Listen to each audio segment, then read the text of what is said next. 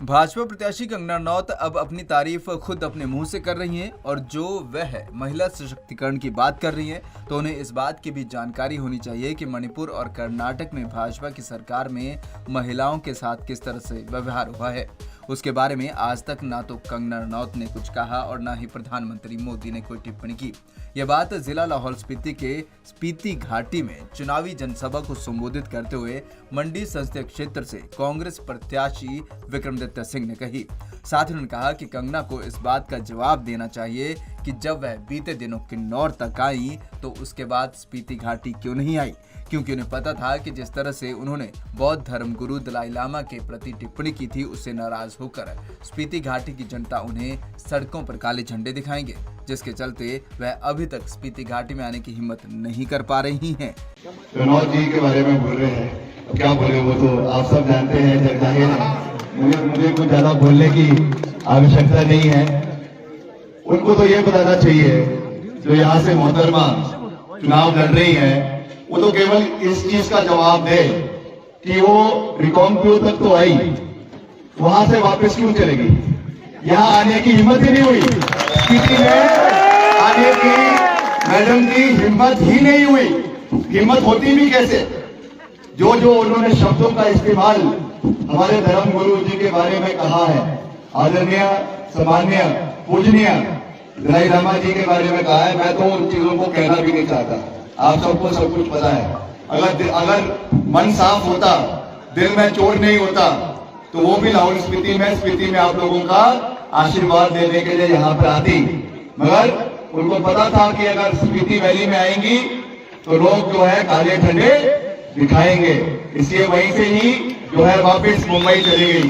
आजकल तो शायद और इलाकों में घूम रही है। साथ ही विक्रमादित्य ने कहा कि कंगना अब अपनी तारीफ खुद कर रही हैं और कह रही हैं कि बॉलीवुड के कलाकारों में अमिताभ बच्चन के बाद उन्हें ही पूरे देश में सम्मान मिल रहा है, जबकि उन्हें इस बात का पूरा पता है कि उन्हें देश में कितना सम्मान मिलता है। तो उनके बारे में मैं ज्यादा क्या कहूँ, खुद ही अपने बारे में इतना कुछ कह देती है कि मुझे कुछ कहने की आवश्यकता नहीं।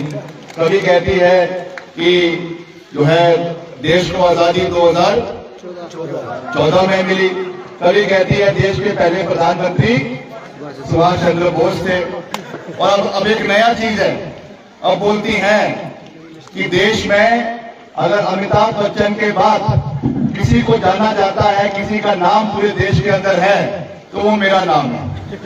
वो कहावत है ना, मुंह मियां मिठू, अपने मुंह से अपनी तारीफ कही जा रही है। फिर कह रही है कि मैं देश में जहां पर भी जाती हूँ, चाहे मैं गुजरात जाती हूँ, चाहे महाराष्ट्र जाती हूँ, चाहे मणिपुर जाती हूँ, सबसे ज्यादा मान सम्मान मुझे मिलता है। मैंने कल भी कहा कि दौर में मैंने कहा अच्छा हुआ आप मणिपुर अभी तक नहीं गई।